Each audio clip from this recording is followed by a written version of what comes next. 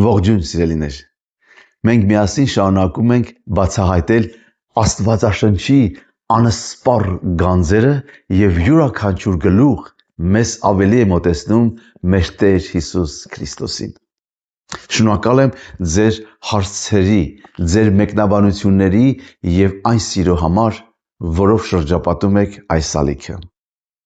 Այսօր պատրաստել եմ մի շատ խորը և կարևոր թեմա, այնպես որ մնացեք մեզ հետ։ Այսօր մենք ուսումնասիրենք Թվոց գրքի 19-րդ և 20-րդ գլուխները։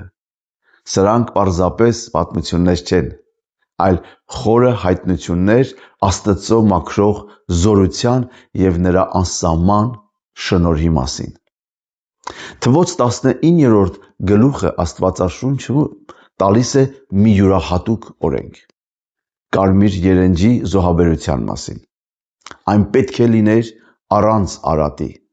կատարյալ, կարմիր և երբեք լուծ չկրած։ Երնջին այրում էին բանակից դուրս, իսկ նրա մոխիրը խառնում էին կենդանի ջրի հետ,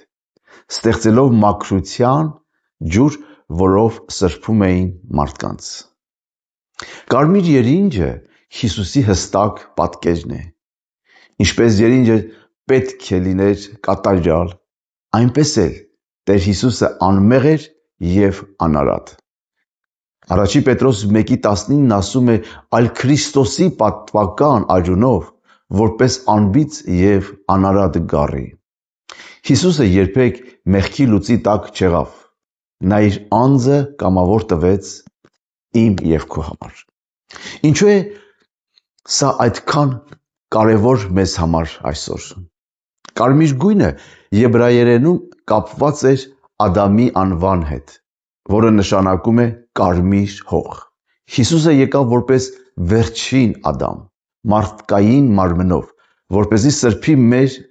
մահկանացու բնությունը։ Երնջին մորթում էին բանակից դուրս։ Հիսուսը նույնպես չարչարվեց ու խաչվեց Երուսաղեմի դարպասներից դուրս,